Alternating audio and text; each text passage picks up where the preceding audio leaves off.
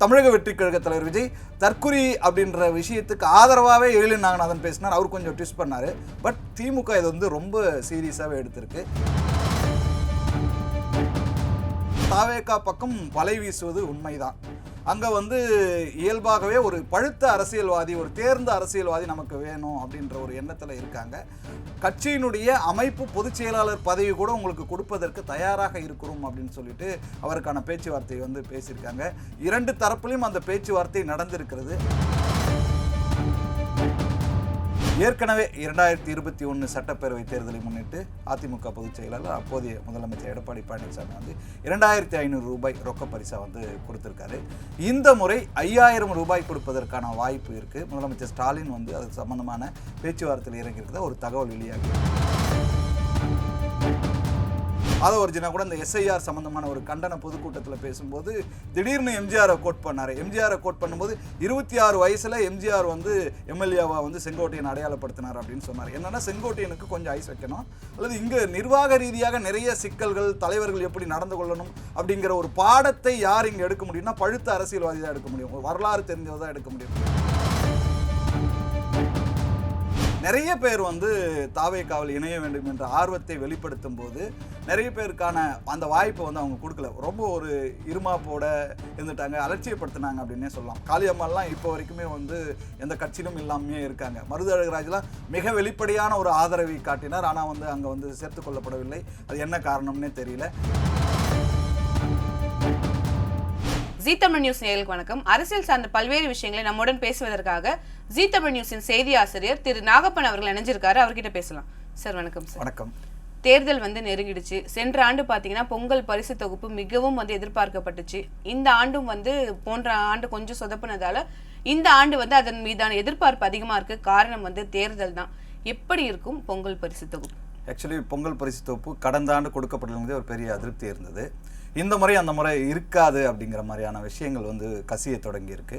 பேச்சுவார்த்தைகளும் போயிட்டுருக்கு. குறிப்பாக வந்து பொங்கல் பரிசு தொகுப்பாக பரிசு பணமாக 5000 ரூபாய் கொடுக்கப்படும் அப்படிங்கிற பேச்சுவார்த்தை தொடங்கி இருக்கிறதா ஒரு தகவல் வெளியாக இருக்குது. ஏற்கனவே 2021 சட்டப்பேரவை தேர்தலை முன்னிட்டு அதிமுக பொதுச் செயலாளர் அப்போதைய முதலமைச்சர் எடப்பாடி பழனிசாமி வந்து 2500 ரூபாய் ரொக்க பரிசா வந்து கொடுத்துருக்காரு. இந்த முறை 5000 ரூபாய் கொடுப்பதற்கான வாய்ப்பு இருக்குது. முதலமைச்சர் ஸ்டாலின் வந்து அது சம்பந்தமான பேச்சுவார்த்தையில் இறங்கியிருக்கிறதா ஒரு தகவல் வெளியாகி இருக்குது. அது பேச்சுவார்த்தை அப்படிங்கிற அளவில் தான் இருக்குது, இன்னும் முடிவு செய்யப்படவில்லை. 5000 ரூபாயாக இருக்கலாம் அப்படிங்கிறது தான் விஷயமா இருக்குது. இன்னொரு பக்கம் பீகார் சட்டப்பேரவை தேர்தலில் வந்து நிதிஷ்குமார் தலைமையிலான அந்த கூட்டணி வந்து பாஜக கூட்டணி வந்து பெரிய அளவில் வெற்றி பெற்றதற்கு 10,000 ரூபாய் நிதி மகளிர் வேலைவாய்ப்பு திட்டத்தின் மூலமாக கொடுக்கப்பட்ட நிதி பெரிய காரணம் அப்படின்னு சொல்லப்படுது. இப்படிப்பட்ட ஒரு சூழ்நிலையில் இங்கேயும் பரிசு பணமாக அது கொடுப்பது சரியாக இருக்கும் அப்படின்னு ஒரு பேச்சுவார்த்தை வந்து ஓடிக்கிட்டு இருக்கு. இன்னும் எதுவுமே அதிகாரப்பூர்வமாக உறுதி செய்யப்படவில்லை. ஆனால் நிச்சயம் பரிசு பணம் இருக்கும் அப்படின்னு அறிவாலய வட்டாரங்களையும் திமுக தரப்புலையும் சொல்லப்படுது. இப்போ அடுத்து பார்த்தீங்கன்னா உதயநிதி ஸ்டாலின் அவர்கள் தான் வந்து இப்போ அடுத்து வந்து இந்த திமுகவின் ஒரு ஃபேஸாக வந்து இப்போ மாறி இருக்காரு, இளைஞர்களை கவர்ற மாதிரி இருக்கும்போது இப்போ அவர் வந்து ஒரு புதிய கட்டளையை இளைஞர் அணிக்கு கொடுத்துருக்காருங்கிற மாதிரியான ஒரு தகவல் இருக்கு. அதன் விவரம் என்ன? உதயநிதி தேர்தலுக்காக எந்த மாதிரி தயார்படுத்திட்டு இருக்காரு அவருடைய இளைஞர் அணியை? பொதுவாக இப்போ இளைஞர் அணி வந்து திமுகவுக்கு மிகப்பெரிய பலமாக இருக்குது. அந்த விதத்தில் இப்போ சமீபத்தில் அவர்கள் நடத்திய அறிவு திருவிழா அப்படிங்கிறது பெரிய அளவுக்கு ஹிட்டாக இருக்குது, பெரிய வரவேற்பையும் வந்து பெற்றிருக்கு. அந்த அறிவு திருவிழா அவதூறு திருவிழான்னு தமிழக வெற்றிக் கழக தலைவர் விஜய் வந்து சொல்லும்போது இவர் வந்து அதுக்கு ஒரு பதிலடியை வந்து கொடுத்தாரு. என்ன சொன்னார் அப்படின்னா, சுகாதார மேம்பாட்டை பற்றி பேசும்போது கிருமி பற்றி பேசாமல் இருக்க முடியுமா அப்படின்னு சொன்னார். அதே அறிவு திருவிழாவில் எம்எல்ஏ எழிலன் நாகநாதன் பேசின ஒரு முக்கியமான பேச்சு தான் இன்றைக்கி வந்து இளைஞர் அணிக்கு ஒரு பாதையை வகுத்து கொடுத்துருக்கு அப்படின்னு சொல்லலாம். அவர் என்ன சொன்னார்னா, தற்குறிகள்ன்ட்டு இளைஞர் கூட்டத்தை வந்து நீங்கள் வந்து தனித்து ஒதுக்கிடாதீங்க. அவங்க வந்து வலதுசாரிகள் கிடையாது, ஆபத்தானவர்கள் கிடையாது, அவர்களையும் அரசியல் மயப்படுத்தணும், அவங்கள வந்து ஒரு கருத்தியல் ரீதியாக பக்குவப்படுத்த வேண்டிய தேவை வந்து இருக்குது அப்படின்னு திமுக எந்த பாதையில் இனிமேல் இளைஞர் அணியில் செல்ல வேண்டும் அப்படிங்கிற ஒரு கோடை வந்து அவர் போட்டு காட்டினார். பட் தமிழக வெற்றிக் கழக தலைவர் விஜய் தற்குறி அப்படின்ற விஷயத்துக்கு ஆதரவாகவே எழிலன் நாகநாதன் பேசினார். அவர் கொஞ்சம் ட்விஸ்ட் பண்ணார். பட் திமுக திமுக இதை வந்து ரொம்ப சீரியஸாகவே எடுத்திருக்கு. அதனுடைய தொடர்ச்சியாக என்ன நடந்திருக்கு அப்படின்னா, திருவேற்காட்டில் வந்து ஆவடி சட்டப்பேரவை தொகுதிக்கு உட்பட்ட ஒரு பகுதி, அங்கே வந்து இளைஞரணி கூட்டம் நடைபெற்றது. அதில் துணை முதலமைச்சர் உதயநிதி ஸ்டாலின் கலந்துக்கிட்டார். அவர் வந்து சில முக்கியமான கோரிக்கைகளை வந்து அவர் வச்சுருக்காரு. முதல் முறையாக அவர் சொன்ன விஷயம் என்னென்னா, மாற்றுக் கட்சியில் இருந்தாலும் கூட இளைஞர்களை வந்து திமுகவை நோக்கி நீங்கள் நகர வைக்கணும், அதற்கான வேலைகளை வந்து தொடங்குங்க அப்படின்னு இருக்காரு. தேர்தலுக்காக மட்டுமே கிடையாது, எலெக்ஷனை தாண்டியும் நம்முடைய இயக்கத்தை கட்டி காப்பதற்காக இளைஞரணியை ரொம்ப பலம் வாய்ந்த ஒரு படையாக உருவாக்கணும். அதுக்காக நீங்கள் வந்து மாற்றுக் கட்சியை சார்ந்தவர்கள் இங்கே வந்து நகர வைக்கணும். இன்னொரு பக்கம் நம்மளை பாராட்டுறவங்களை மட்டுமே பார்க்காதீங்க, பேசாதீங்க, சந்திக்காதீங்க, அவங்கள பற்றின விஷயங்களை மட்டுமே நீங்கள் சேர்த்துக்கிட்டால் போதாது, விமர்சனம் செய்கிறவர்களையும் நீங்கள் வந்து படிக்கணும், அவங்கள போய் பார்க்கணும், சந்திக்கணும். ஆக அவர்களையும் இந்த கட்சியில் சேர்ப்பதற்கான ஒரு ஆலோசனையை, ஒரு டிஸ்கஷனை வந்து உருவாக்குங்கன்னு சொல்லியிருக்காங்க. இது பெரிய அளவில் எடுபடும் அப்படின்னு எதிர்பார்க்கப்படுது. இன்னொரு பக்கம் இயல்பாக முன்கூட்டியே சொல்கிறது தான், இளைஞரணிக்கு இந்த முறை இளைஞரணி நிர்வாகிகளில் கணிசனமான ஒரு தொகுதிகள் வந்து கிட்டத்தட்ட ஒரு 30-40 தொகுதிகள் வந்து அவங்களுக்கு ஒதுக்கப்படும் அப்படின்னு வந்து எதிர்பார்க்கப்படுகிறது. உதயநிதிக்காக அப்படின்றதுல இளைஞரணியில் இருக்கின்ற ஒரு தெம்பையும் ஒரு உற்சாகத்தையும் ஊக்கத்தையும் கொடுப்பதற்காகவும் அந்த நிர்வாகிகளுக்கு அடுத்த கட்ட 2ஆம் கட்ட 3ஆம் கட்ட தலைவர்களை உருவாக்குவது, உதயநிதிக்கு துணையாக நிற்பது அப்படிங்கிறதுக்காக அப்படியான ஒரு ஏற்பாடு நடக்கிறதாகவும் வருது. டிசம்பருக்கு பிறகுதான் இதெல்லாம் வந்து நமக்கு வந்து உறுதியாகவும் இறுதியாகவும் நமக்கு தெரிய வரும். செங்கோட்டையன் அவர்களை பொறுத்த வரைக்கும் அதிமுகவில் வந்து எடப்பாடி பழனிசாமிக்கு எதிராக பேசினாரு, அப்புறம் அவரை வந்து கட்சியிலேருந்து நீக்கினாங்க, இப்போ வெளியில போயிட்டாரு. அதன் பிறகு அவர் என்ன பண்ணுவாருன்ற மாதிரி ஒரு பெரிய எதிர்பார்ப்பு இருந்துச்சு. ஆனால் இப்போ என்ன பேச்சு வந்திருக்குன்னா, அவருக்கு வந்து தாவேக்கால முக்கிய பொறுப்பு கொடுத்து கூப்பிட்டுக்கலான் இருக்காங்க, இவரே போய் இணைஞ்சிக்கலான் இருக்காரு. ஏன்னா எடப்பாடி பழனிசாமியோட சுற்றுப்பயணத்துக்கு முன்னாடியே ஒரு ட்விஸ்ட் கொடுக்கணும்னு அவர் ரெடியா இருக்காரு அப்படிங்கிற மாதிரிலாம் சொல்லிட்டு இருக்காங்க. செங்கோட்டையனுடைய இந்த அரசியல் பயணம் ஒருவேளை தாவேக்காவில் இணைந்தால் அது அதிமுகவுக்கு சறுக்கலா இருக்குமா, இல்ல தாவேக்காக்கு அது ஒரு பலமா இருக்குமா? எப்படி நம்ம இதை எடுத்துக்கலாம்? முதல்ல செங்கோட்டையன் அங்கே போறாரா அப்படிங்கிறதே சந்தேகம்தான். ஏன்னா வந்து அவருடைய அரசியல் அனுபவம் அப்படிங்கிறது 50 ஆண்டுகள் அரசியல் அனுபவம், எந்த கட்சி தாவல் கட்சி மாறுதல்னு எதுவுமே இல்லை. எம்ஜிஆர் மூலமாக அடையாளப்படுத்தப்பட்டவர், எம்எல்ஏ ஆனவர், 50 ஆண்டுகள் அனுபவம் அதிமுகவில் அவருக்கு இருக்குது. அதனால் வந்து ரொம்ப சாதாரணமாக அவர் வந்து இந்த கட்சியை விட்டு போயிடுவாரா அப்படின்னு நம்ம எதிர்பார்க்க முடியாது. இன்னொரு பக்கம் பார்த்தோம்னா அவருடைய சமூகம் சார்ந்த வாக்குகளுக்காக அவர் வந்து குறிவைக்கப்படுகிறாருன்னா அப்படிலாம் இல்லை. ஏன்னா அவர் வந்து எம்ஜிஆர் ஜெயலலிதா காலத்திலிருந்து இருப்பதினால் அந்த முதிர்ச்சியோடு இருக்கிறவர், ஒரு 9 முறை எம்எல்ஏ ஆனவர், பல்வேறு அமைச்சராக வந்து நிறைய அனுபவம் வாய்ந்த ஒரு பழுத்த அரசியல்வாதியாக அவர் இருக்கார், மூத்த அரசியல்வாதியாக இருக்கார். இப்போ என்ன யோசிக்கிறாருன்னா, அவருக்கு நிறைய மனத்தடைகள் இருக்குது. அவர் போகணுன்னா எப்பயே போயிருக்கலாம். பாஜக தரப்பில் கூட வந்து பேச்சுவார்த்தை நடக்கும்போது பாஜக சொல்லி தான் நான் வந்து டெல்லியை போய் சந்திச்சேன்னு அவரே ஸ்டேட்மெண்ட் விட்டார். இப்போ அவங்க பாராமுகமாக பாஜக இருக்கும் அப்படிங்கிற சந்தேகம் இருக்கும்போது மௌனத்தோடு இருக்கார். ஒரு சில கெடுகள்லாம் வந்து விதித்தார், அதிமுக ஒன்றையின்னும் நீக்கப்பட்டவர்களை எல்லாம் சேர்க்கணும் அப்படின்னு. அதற்கான விஷயங்கள் நடக்காத போது தான் அவர் வந்து தேவர் குரு பூஜை விழாவின் போது ஓபிஎஸ்ஸை சந்திக்கிறது அப்படிங்கிறான விஷயத்துலையும் டிடிவி தினகரன் சந்திக்கிற விஷயத்தில் தான் கட்சியிலிருந்து நீக்கப்பட்டார். ஆனால் இப்போதும் கூட சில அதிமுக தலைவர்கள் அவரை வந்து கட்சியில் சேர்க்கணும் அப்படிங்கிற ஒரு கோரிக்கையை வந்து வச்சுருக்காங்க. அந்த கோரிக்கை இன்னமும் இருக்கிறது. இன்னொரு பக்கம் பார்த்தீங்கன்னா தாவேகா பக்கம் வலை வீசுவது உண்மைதான். அங்கே வந்து இயல்பாகவே ஒரு பழுத்த அரசியல்வாதி, ஒரு தேர்ந்த அரசியல்வாதி நமக்கு வேணும் அப்படின்ற ஒரு எண்ணத்தில் இருக்காங்க. கட்சியினுடைய அமைப்பு பொதுச் செயலாளர் பதவி கூட உங்களுக்கு கொடுப்பதற்கு தயாராக இருக்கிறோம் அப்படின்னு சொல்லிட்டு அவருக்கான பேச்சுவார்த்தை வந்து பேசியிருக்காங்க.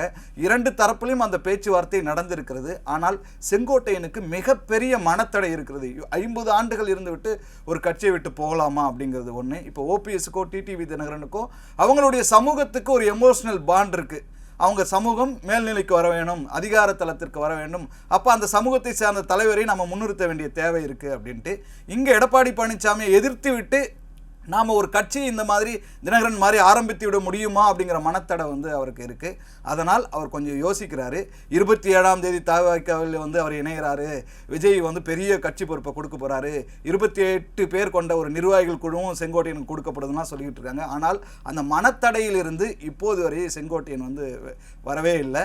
ஆதவர்ஜினா கூட இந்த எஸ்ஐஆர் சம்பந்தமான ஒரு கண்டன பொதுக்கூட்டத்தில் பேசும்போது திடீர்னு எம்ஜிஆரை கோட் பண்ணார். எம்ஜிஆரை கோட் பண்ணும்போது 26 வயசில் எம்ஜிஆர் வந்து எம்எல்ஏவா வந்து செங்கோட்டையன் அடையாளப்படுத்தினார் அப்படின்னு சொன்னார். என்னன்னா செங்கோட்டையனுக்கு கொஞ்சம் ஐஸ் வைக்கணும், அல்லது இங்கே நிர்வாக ரீதியாக நிறைய சிக்கல்கள், தலைவர்கள் எப்படி நடந்து கொள்ளணும் அப்படிங்கிற ஒரு பாடத்தை யார் இங்கே எடுக்க முடியும்னா பழுத்த அரசியல்வாதி தான் எடுக்க முடியும், ஒரு வரலாறு தெரிஞ்சவர் தான் எடுக்க முடியும். அதற்காக அவங்க வந்து செங்கோட்டையன் வந்து பயன்படுத்தலாம் அப்படின்ற மாதிரி பார்க்குறாங்க. ஆனால் செங்கோட்டையன் கையில் தான் முடிவு இருக்குது. அவர் இன்னும் அந்த முடிவை எடுக்கவில்லை, மனத்தடை வந்து அகலவில்லை. இப்படிப்பட்ட ஒரு சூழ்நிலையில் தான் நவம்பர் 30 கோபிசெட்டிப்பாளையத்தில் எடப்பாடி பழனிசாமி அவர்கள் வந்து ஒரு பொதுக்கூட்டத்தை நடத்துகிறாரு. அது செங்கோட்டையினுடைய பகுதி. அவருடைய செல்வாக்கு செலுத்துகிற அந்த பகுதிக்கு முன்னதாக ஒரு முடிவை எட்டிவிட வேண்டும் அப்படின்னு தாவேகா தரப்பு வந்து இருக்குது. காலங்கள் மாறலாம், காட்சிகள் மாறலாம், இது மாதிரி அரசியல் எதுவும் நடக்கலாம். ஆனால் அந்த மனத்தடையை விட்டு செங்கோட்டையன் விலகுவாரா, புதிதாக ஒரு கட்சிக்கு போய் செல்வாரா அப்படின்றது பெரிய சந்தேகத்தை தான் ஏற்படுத்தியிருக்கு. அந்த மனத்தடையிலிருந்து அவர் விலகுவதற்கான வாய்ப்பு குறைவு அப்படிங்கிறது தான் அவர் தரப்பில் சொல்கிறாங்க. இன்னும் அதிமுக தலைவர்கள் தொடர்ந்து பேச்சுவார்த்தையில் தான் இருக்காங்க. எந்த நேரத்திலும் செங்கோட்டையனுக்கான வாய்ப்பு அப்படிங்கிறது அதிமுகவிலே இருப்பதற்கான ஒரு வாய்ப்பும் இருக்குது. அதை நம்ம வந்து தவிர்க்கவும் முடியாது, மறுக்கவும் முடியாது. இப்போ நீங்க சொல்ற மாதிரி பார்த்தா சார், இப்போ தாவேகா தொடங்கும் போதே வந்து விஜய் சொன்னாரு ஆட்சியிலும் பங்கு, அதிகாரத்திலும் பங்கு, கூட்டணிக்கு வாங்கன்னு சொன்னாரு. நேரடியாவே அங்க இருக்கவங்க விசிகா வருதுன்ற மாதிரிலாம் பேசிட்டு இருந்தாங்க, அது நடக்கல. காங்கிரஸுடன் கூட்டணிங்கிற மாதிரியான ஒரு பேச்சுக்கள் வந்து அதுக்கான இதுவும் இல்லை. ஏன்னா திமுகவோட அவங்க ரொம்ப ஸ்ட்ராங் பாண்டிங்ல தான் இருக்காங்க. இப்போ தொடர்ந்து வந்து தாவேகா இப்போ செங்கோட்டையன் எதிர்பார்த்து காத்திருக்காங்க. ஓபிஎஸ் வந்துருவாரு, டிடிவி தினகரன் வந்துருவாங்கன்ற மாதிரியான பல தலைவர்களை வந்து கட்சியிலிருந்து நீக்கப்பட்டவர்கள்லாம் வந்து நம்பி வந்து காத்துக்கிட்டு இருக்காங்கன்னு போது தாவேகாவுக்கு இது ஒரு பின்னடைவு தானே. ஏன்னா வந்து இவ்வளோ ஆயிடுச்சு, தேர்தல் நெருங்கிடுச்சு. கிட்டத்தட்ட ஒரு 4 மாதம் 5 மாதத்துல தேர்தல் இருக்கும்போது இப்போ வரைக்கும் ஒரு ஸ்ட்ராங்கான கூட்டணி கூட விஜய் நம்பி போல, ஒரு ஸ்ட்ராங்கான தலைவர்கள், முகம் தெரிந்தவர்கள் கூட கட்சியில் இணையல. ஒருவேளை செங்கோட்டையன் இணைந்தால், இல்லைனாலும் அதுவும் டவுட் தான், ஒரு தகவல் தான் அதுன்னு போது இது எப்படிப்பட்ட ஒரு பின்னடைவை தாவேகாவுக்கு கொடுக்கும்? இல்லை, இயல்பாகவே தாவேகாவுடைய அரசியல் பயணம் அப்படிங்கிறது ரொம்ப குறுகியது. இன்னொன்று அவங்க அரசியல் கட்சியாக இன்னும் உருவாயிட்டாங்க அப்படின்னா அதுவே சந்தேகமாக இருக்குது. இன்னொரு பக்கம் பார்த்தோம்னா அந்த அரசியல் கட்சியினுடைய பயணத்தை 2 விதமாக பிரிக்கலாம். நம்ம கரூர் சம்பவத்துக்கு முன்பாக, கரூர் சம்பவத்துக்கு பின்பாக அப்படின்னு நிறைய பேர் வந்து தாவேகாவில் இணைய வேண்டும் என்ற ஆர்வத்தை வெளிப்படுத்தும் போது நிறைய பேருக்கான அந்த வாய்ப்பை வந்து அவங்க கொடுக்கல. ரொம்ப ஒரு இருமாப்போட இருந்துட்டாங்க, அலட்சியப்படுத்தினாங்க அப்படின்னே சொல்லலாம். காளியம்மாலாம் இப்போ வரைக்குமே வந்து எந்த கட்சியிலும் இல்லாமே இருக்காங்க. மருதழகராஜெலாம் மிக வெளிப்படையான ஒரு ஆதரவை காட்டினார், ஆனால் வந்து அங்கே வந்து சேர்த்து கொள்ளப்படவில்லை. அது என்ன காரணம்னே தெரியல. நாஞ்சில் சம்பத் இப்போ தொடர்ந்து வந்து தாவேகாவுக்கு ஆதரவாக பேசிட்டு இருக்காரு. ஸோ தனக்கு ஆதரவு யார் கொடுக்குறாங்க அப்படின்றது கூட அவங்க இது பண்ணி அவங்கள சேர்ப்பதற்கான எந்த முன்முயற்சியும் வந்து அவங்க எடுக்கலை. ஆனால் இந்த கரூர் சம்பவத்துக்கு பிறகு அப்படின்னு பார்க்கும்போது அவங்க வந்து ஓரளவுக்கு இந்த நிலைமையை வந்து புரிஞ்சிட்ருக்காங்க அப்படின்னு சொல்லலாம். இப்படிப்பட்ட ஒரு சூழ்நிலையில் உடனே அவங்க இந்த கூட்டணி சார்ந்து முடிவு எடுக்க முடியுமானா எடுக்க முடியாது. அவர்கள் எப்படி செயல்பட வேண்டும் அப்படிங்கிறதுலே மிகப்பெரிய தெளிவு வந்து ஏற்படலை. இப்போ வந்து காஞ்சிபுரம் பொதுக்கூட்டத்தில் வந்து, அதாவது மக்கள் சந்திப்பு வந்து விஜய் வந்து நடத்தினார். அதில் கூட சில வாக்குறுதிகள் கொடுத்துருக்காரு. இப்போ தான் அவர் வாக்குறுதிகள் அப்படிங்கிற இடத்த நோக்கியே நகர்ந்திருக்காரு. பாலாற்றில் வந்து தடுப்படை கட்டணும் அப்படின்னு சொல்கிறாரு, மாவட்ட மக்கள் பிரச்சனைன்ட்டு. இந்த பக்கம் வந்து நெசவாளர்கள் பிரச்சனை வந்து பேசுகிறாரு, மணல் கொள்ளை பிரச்சனை பற்றி பேசுகிறார். இது ஓரளவுக்கு பேசுகிறார். ஆனால் அங்கேயே அனைவருக்கும் வீடு, எல்லோருக்கும் வந்து ஒரு வீட்டில் ஒருத்தருக்கு வந்து பைக்கு கொடுக்கணும், காருங்கிறது பெரிய லட்சியம் அப்படின்லாம் சொல்கிறாரு. இது வந்து தேர்தல் வாக்குறுதியாக வரும் அப்படின்ற மாதிரியும் சொல்கிறாரு. என்னென்னா இதெல்லாம் நடைமுறைப்படுத்த முடியாத வாக்குறுதிகளாக ஒரு பக்கம் இருக்குது.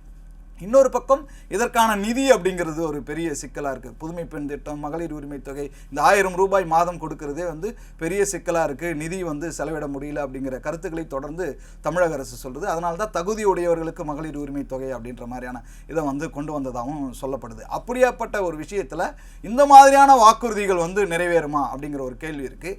இப்படி நகர்கின்ற இந்த சூழ்நிலையில் கூட்டணி தொடர்பான விஷயங்கள்ல இன்னும் அவங்க வந்து ஒரு மகா கூட்டணி உருவாகும்னு சொன்னது உண்மைதானே தவிர அதற்கான நகர்த்தல்களை எந்த விஷயத்துலையும் அவங்க இன்னும் நகரவே இல்லை. அதற்கான காலம் இன்னும் தாவேகாவை பொறுத்த வரைக்கும் இருக்குது. ஏன்னா தாவேகாவுக்கு யார் வருவார்கள், எந்த கூட்டணி, எந்த கட்சி வரும் அப்படின்றது வந்து பெரிய சந்தேகமாக இருக்குது. திமுக கூட்டணி வலிமையாக இருக்கிறது. இந்த பக்கம் அதிமுக பாஜக கூட்டணி. இந்த அதிமுக பாஜக கூட்டணியில் எந்த கட்சிகள் எல்லாம் இருக்கு இல்லைங்கிறது இன்னும் ஒரு தெளிவுக்கு வரவில்லை. டிசம்பர் கழித்து தான் நம்ம அதில் சொல்ல முடியும். ஏன்னா டிசம்பர் 30 15 நிறைய விஷயங்கள் வந்து இதில் சொல்லப்பட வேண்டியதாக இருக்குது. இப்போ டிசம்பர் 10 அதிமுக பொதுக்குழு வந்து கூடுது. டிசம்பர் 15 ஓபிஎஸ் வந்து மாவட்ட செயலாளர் கூட்டத்தை கூட்டுறாரு. நேற்றைய பொதுக்குழுவில் கூட அதிமுக உரிமை மீட்பு குழுவை கட்சியாக நாங்கள் வந்து இது பண்ணிக்கிறோம் அப்படின்னு சொல்கிறாரு. கூட்டணி குறித்து முடிவெடுக்கிற அதிகாரம் வந்து ஓபிஎஸ்க்கே இருக்குன்னு ஒரு தீர்மானம் வந்து நிறைவேற்றப்படுது. அப்போ அவர் வந்து தனித்து விடப்படுகிறாரே அப்படின்னும் போது சில விஷயங்களை அவர் வந்து முன்னின்று சொல்கிறாரு. டிடிவி தினகரனும் விஜய் கட்சி விஜய் கூட்டணி வந்து பெருசாக வரும்னு தொடர்ந்து இவங்க வந்து ஒரு ஆதரவு போக்கை வந்து காட்டுறாங்க. ஆனால் இவர்களை எல்லாம் சேர்த்து கொள்கிற வாய்ப்பு இருக்கான்றது ஒரு ஆப்ஷன். இன்னொரு பக்கம் அதிமுக பாஜக கூட்டணியில் இவர்கள் சேர்த்துக் கொள்வதற்கான வாய்ப்பும் இருக்குது. ஏன் அப்படின்னா தொடர்ந்து வந்து அண்ணாமலை மூலமாக டிடிவி தினகரன் ரொம்ப நட்புறவில் இருக்கும்போது அவர் ஒரு காய் நகரத்தில் செய்கிறாரு. இந்த பக்கம் ஓபிஎஸும் டிடிவி தினகரன் சசிகலா இவங்களும் வந்து ஒரு ஒற்றுமையோடு இருக்கும்போது எந்த காலத்திலும் எந்த நேரத்திலும் ஒருவேளை தாவேகா வந்து ஒரு பக்கம் விட்டுட்டா இவங்களோட இணைவதற்கான வாய்ப்பு இருக்குது. இன்னொரு பக்கம் யோசிச்சு பார்த்தோம்னா தாவேகாவே இவங்க கிட்ட சீட்டு பேரம் பேசிக்கிட்டு இருக்கதா சொல்கிறாங்க. 45 சீட்டு துணை முதலமைச்சர் பதவின்னு. ஒருவேளை அதிமுக பாஜக கூட்டணியில் தாவேகா வந்து விட்டால் இவங்களுக்கும் ஆப்ஷன் இல்லை. இயல்பாகவே அமமுகவும் ஓபிஎஸ் உடைய அணியும் இங்கே இருக்கும், சசிகலாவும் இதில் இருப்பாங்க அப்படின்ற மாதிரியான இது இருக்குது. இவற்றையெல்லாம் புறம் தள்ளிவிட்டு ஒரு கூட்டணி பேச முடியாது. அமித்ஷா இன்னும் அதில் வந்து ரொம்ப தெளிவாக இருப்பார். அதனால் அதிமுக பாஜக கூட்டணியில் இவங்களோடு சேர்ந்து பாமகவை சேர்த்துவதற்கான பேச்சுமே இருக்குது. பாஜக தேசிய துணைத் தலைவர் பைஜெயந்த் பாண்டா வந்து அன்புமணி சமீபத்தில் சந்திக்கும் போது பேசியிருக்காரு. இந்த பக்கம் சிவி சண்முகம் ராமதாஸை வந்து சந்தித்தார். எடப்பாடி பழனிசாமி கூட ராமதாஸ் உடல்நல குறைவாக இருக்கும்போது அப்போலோவில் சந்தித்து பேசினார். அரை மணி நேரம் பேசியிருக்காரு. இப்படியான விஷயங்கள் இருக்கும்போது ஒரு மெகா வெற்றி பெற வேண்டும் என்பது எடப்பாடி பழனிசாமியுடைய திட்டம். அதுக்கு எந்த குறைவும் ஏற்பட்டுவிடக்கூடாது அப்படிங்கிறதுல அவர் தெளிவாக இருக்கார். அதை வந்து தொடர்ந்து வெளிப்படுத்துகிறார். இப்பொழுது மோடி அவர்கள் வந்து இங்கே கோயம்புத்தூர் வந்து போனதுக்கு அப்புறமே கூட இந்த கூட்டணி விவகாரத்தில் முடிவெடுக்க வேண்டியது எடப்பாடி பழனிசாமி தான் அப்படின்ற மாதிரி அவர் சொல்லிட்டு போனதாக ஒரு தகவல் இருக்குது. அப்போ எடப்பாடி பழனிசாமி தான் முடிவெடுக்கணும். ஒருவேளை அதிமுக பாஜக கூட்டணியில் அமமுக ஓபிஎஸ் சசிகலா அவர்கள் இருந்தாலும் கூட பாஜக அவர்களுக்கான சீட்டை ஒதுக்கி தர தயாராக இருக்கும். நீங்கள் கூட்டணியில் சேர்த்துக்கிட்டா போதுன்ற மாதிரியான ஒரு விஷயத்தையும் சொல்லியிருக்கிறதா சொல்கிறாங்க. ஆக டிசம்பருக்கு பிறகு தான் நம்மால் இறுதியாக சொல்ல முடியும். இன்னொன்று டிசம்பர் 10 அதிமுக பொதுக்குழு ஒருவேளை செங்கோட்டையன் சேர்க்க சம்பந்தமாவோ அல்லது ஓபிஎஸ் தினகரனை வந்து கட்சிக்குள்ளே சேர்க்கிற சம்பந்தமோ அல்லது கூட்டணியாக இணைந்து செயல்படலாம்ன்ற ஒரு பேச்சு டிசம்பர் 10ஆம் தேதி எடுக்கப்படலாம். அதனால தான் ஓபிஎஸ் டிசம்பர் 15ஆம் தேதி மாவட்ட செயலாளர் கூட்டம், அதில் வந்து நாம் ஒரு முக்கியமான முடிவை அறிவிப்பேன் அப்படின்னு சொல்லியிருக்காரு. இப்போதும் அவர்கள் அந்த கதவை வந்து சாத்திவிடவில்லை, அதை வந்து திறந்தே வைத்திருக்கிறார்கள். ஒரு நல்ல முடிவு எட்டப்படும்ன்ற ஒரு இறுதி அழைப்பாக இறுதி முடிவு எடுப்பதற்கான ஒரு முன் தயாரிப்போடு அவங்க இருக்காங்கன்றது தான் நம்ம இதன் மூலம் தெரிஞ்சுக்கலாம். சரி, இப்போ தொடர்ந்து பார்த்தீங்கன்னா சீமானுக்கு வந்து சோஷியல் மீடியாவில் மிகப்பெரிய ஆதரவு இருக்குது. மொத்தமே அவருக்கு சோஷியல் மீடியாவில் தான் அவர் எப்போ பார்த்தாலும் அவர் வீடியோஸ் அந்த மாதிரி வந்துட்டு இருக்கும். சமீப நாட்கள் அப்படிப்பட்ட வேலைகள் வந்து இல்லை. அவங்க கட்சிக்குள்ள நிறைய பிரச்சனைகள், நிறைய முக்கிய நிர்வாகிகள்லாம் வெளியேறிட்டாங்க. முக்கியமான அந்த ஸ்டாரா இருந்தவங்களாமோ வெளியில வந்துட்டாங்க. அப்படி இருக்கும்போது இப்ப சீமானுடைய தேர்தலுக்கான வியூகம் என்னவா இருக்கு? அவர் என்ன மாதிரி திட்டங்கள் எல்லாம் வச்சிருக்காரு? இப்போ இல்லை, சீமான் வந்து ரொம்ப முனைப்போட தீவிரமாக தான் இருக்கார். நிறைய விஷயங்கள் வந்து மாறியாச்சு. 8.2% அவருடைய மக்களவைத் தேர்தலில் பெற்றது மூலம் மாநில கட்சி அங்கீகாரம் கிடைச்சது. அந்த அங்கீகாரத்தை தொடர்ந்து தக்க வைத்துக் கொள்ள வேண்டும் என்று அவருடைய முனைப்பு இருக்குது. அதனாலேயே இப்போ வந்து திருச்சியில் வந்து நாம் தமிழர் கட்சி மிகப்பெரிய மாநாட்டை பிப்ரவரி 7ஆம் தேதி நடத்த போது அந்த மாநாட்டில் தமிழகத்தில் யாரெல்லாம் இப்போ வந்து போட்டியிட போகிறாங்க 2026 தேர்தல்ன்ட்டு 234 தொகுதிகளுக்கான வேட்பாளர்களை வந்து அதில் அறிவிக்க போகிறாரு. அவர்களை வந்து யாரெல்லாம் அப்படிங்கிற ஒரு டீட்டெயிலான ஒரு அறிவிப்பு கூட்டமாக அது இருக்க போகுது அந்த மாநாடு. அப்படி இருக்கும்போது அவர் தேர்தல் பணிகளை ஏற்கனவே அவர் எப்பயுமே நாம் தமிழர் கட்சி ஒரு தேர்தல் பணியை தொடங்கிவிட்டால் முதன்முறையாக வேட்பாளர்களை அறிவிப்பது அவங்க தான். ஏன்னா அந்த கூட்டணிக்குள்ள அப்படிங்கிறது அவங்க எப்பவுமே இருக்கிறது இல்லை, தனித்து போட்டி தான். 2016 தேர்தல் களத்திலிருந்தே இருக்கும்போது இவர்கள் தனித்து போட்டி என்பதில் உறுதியாக இருக்கிறார்கள். 234 வேட்பாளர்கள், அதில் சரிபாதி பெண் வேட்பாளரை நிறுத்துவது சீமானுடைய வழக்கம். அந்த பணிகளில் அவங்க மும்முரமாக இருக்காங்க. அது வந்து வெளிப்படையாகவே தெரியுது. அது அறிவித்தும் விட்டார். இப்போ வந்து 234 வேட்பாளர்களை பிப்ரவரி 7ஆம் தேதி திருச்சி மாநாட்டில் அறிவிக்கணும்னு சொல்லிட்டாரு. ஸோ அவர் பாதை தனி பாதை அப்படிங்கிறதுனால அவர் அந்த திசையில் வந்து பயணித்துக் கொண்டிருக்கிறார். தேமுதிகவும் வந்து முக்கியமான ஒரு கட்சியாக தான் பார்க்கப்படுது. விஜயகாந்த் மறைவுக்கு பிறகு அவங்க நாடாளுமன்ற தேர்தலை சந்திச்சாலும் அவங்க சந்திக்க போற முதல் சட்டமன்ற தேர்தல் முக்கியமானது. இந்த கூட்டணி என்பது அவங்களுக்கான வளர்ச்சினா இது ஒரு மறைவுக்கு பிறகு சந்திக்கக்கூடிய தேர்தல் முக்கியமானது. இப்ப வரைக்குமே அவங்க கூட்டணி யார் கூடன்ற மாதிரி ஒரு ஸ்ட்ராங்கா சொல்லல. அவங்களோட திட்டம் என்னன்னா அவங்க எதிர்க்கிறதா இருக்கட்டும், அவங்க பிரேமலதா அவர்கள் பேசுவதாக இருக்கட்டும், பல குழப்பங்கள் நிறைஞ்சதா இருக்கு. இது நீங்க எப்படி பாக்குறீங்க? அவங்களோட அரசியல் ஸ்டெப் எடுத்து வைக்கிறது கரெக்டா இருக்கா? இல்ல, அவங்க வந்து ஜனவரி 9ஆம் தேதி கடலூர்ல மாநாடு தேமுதிக நடக்குது. அங்க கூட்டணி முடிவை அறிவிப்பேன் அப்படின்னு சொல்லிட்டாங்க. 234 தொகுதிகளும் நாங்கள் ஸ்ட்ராங்காக இருக்கோம், வெல்லுகின்ற கூட்டணியில் தான் நாங்கள் இருப்போம், கூட்டணி அமைச்சரவை தான் நடக்கும் அப்படின்னு சொல்லியிருக்காங்க. அவர்களுக்கு 2 பக்கமுமே வாய்ப்புகள் இருக்குது. அந்த 2 பக்கத்தில் அவங்க எதை யூட்டிலைஸ் பண்ணிக்க போகிறாங்க அப்படிங்கிறது. ராஜ்யசபா சீட்டுக்காக நாங்கள் இப்போ வந்து நிற்கலை, அதை வந்து நாங்கள் வந்து பொருட்படுத்தவில்லை அப்படின்னு சொல்லியிருக்காங்க. எனக்கு தெரிந்து அவர்கள் வந்து அதிமுக பாஜக கூட்டணி இணைவதற்கான வாய்ப்பையும் அவங்க வந்து இப்போ வரைக்கும் புறக்கணிக்கல, தவிர்க்கல. அந்த ராஜ்யசபா சீட் அப்படிங்கிற விஷயத்தையும் வந்து அப்போது ஒரு கோபத்தை வெளிப்படுத்தினாங்க, உறுதியோடு இருந்தோம் ஆனால் வந்து கொடுக்கலன்ற ஒரு மனக்கசப்பை வெளிப்படுத்தினாங்க. அதற்கு பிறகு நிறைய சமாதான படலங்கள்லாம் நடந்தது. இன்னும் அவர் முடிவெடுக்கவில்லை அப்படிங்கிறது தான் தெரிஞ்சது. ஆனால் இந்த டிசம்பர் எண்ட்லையும் ஜனவரி ஃபர்ஸ்ட் வீக்லையுமே ஆல்மோஸ்ட் எல்லா கட்சிகளுக்கான கூட்டணி குறித்த அறிவிப்புன்றதும் ஒரு தெளிவான ஒரு விவரத்துக்கு வந்து நம்ம வந்துடுவோம். அவங்களும் அந்த முடிவுக்கு வந்துடுவாங்க. இதற்கு முன்னாடி ஏன்னா 2 பக்கமும் அவர்களுக்கான வாய்ப்பு இருக்குன்றதுனால அவங்க அதை வந்து அப்படியே ஹோல்ட் பண்ணி வச்சுருக்காங்கன்றது தான் அவங்களுடைய ஸ்டேட்மெண்ட் வந்து நம்மளால் புரிஞ்சுக்க முடியுது. அடுத்து பார்த்தீங்கன்னா மதிமுகவுக்குள்ள பல குழப்பங்கள் வந்துச்சு. அதுலேருந்து மல்லை சத்யா அவர் வந்து வெளியில் வந்துட்டு இப்போ தனியாக வந்து ஒரு கட்சி திராவிட வெற்றி கழகம்னு ஆரம்பிச்சிருக்காரு. அதுலேயுமே ஒரு சிக்கல் இருக்குது. தமிழக வெற்றி கழகம் பேர் மாதிரியே வச்சிருக்காரு. அதெல்லாம் ஒரு பக்கம் இருக்கும்போதும் இப்போ மதிமுகவில் வந்து இவர் ஒரு கட்சி ஆரம்பிச்சிருக்காரு. எந்த அளவுக்கு ஒரு தாக்கத்தை வந்து ஏற்படுத்தும்? இப்போ மதிமுகவிலிருந்து அவர் நீக்கப்பட்ட நிலையில் திராவிட வெற்றி கழகம் ஆரம்பிச்சிருக்காரு. சரவணன் என்பவர் அதே பேரில் வந்து ஒரு கட்சியை தொடர்ந்து நடத்தியிருக்கிறதா சொல்கிறதுனால அவங்க திராவிட வெற்றி கழகம்ன்ற சொல்லுக்கு முன்னாடி ஏதோ ஒரு வார்த்தை பதிவு பண்ணி நாங்கள் வந்து கட்சியாக செயல்படுவோம் அப்படின்னு சொல்லியிருக்காங்க. 2026 சட்டப்பேரவை தேர்தலில் மதிமுக போட்டியிடுகிறது. அவங்க வந்து மாநில கட்சி அந்தஸ்துக்காக 12 தொகுதிகளை தொடர்ந்து கேட்போம் அப்படின்னு சொல்லியிருக்காங்க. இது எங்களுடைய எண்ணம் தான், கோரிக்கை தான். ஆனால் வந்து தலைமை முடிவு பண்ணோம், பேச்சுவார்த்தை குழு அமைப்போம், அதில் தொகுதி பகிர்வு பற்றி இறுதி செய்யப்படும் அப்படின்னு சொல்லியிருக்காங்க. இங்கே திராவிட வெற்றி கழகம் ஆரம்பித்த மல்லை சத்யா 2026 தேர்தலில் நிற்கப் போவதில்லை அப்படிங்கிறதையும் அவர் தெளிவாக சொல்லிட்டாரு. அவர் வந்து திமுகவுக்கு தங்களுடைய ஆதரவை வந்து தெரிவிச்சிருக்காரு. ஏன்னா இது ரொம்ப குறைவான காலகட்டம், 5 மாதங்கள் தான் இருக்குதுன்றதுனால அவங்க வந்து ஒரு தொகுதி கேட்கறது அல்லது மதிமுகவே அந்த கூட்டணி கட்சியாக இருக்கும்போது அங்கே போய் கேட்கறது வந்து தேவையில்லாத சிக்கலை ஏற்படுத்தும் என்பதால் திமுகவிற்கு ஆதரவு கொடுக்கணும் அப்படின்னு சொல்லியிருக்காங்க.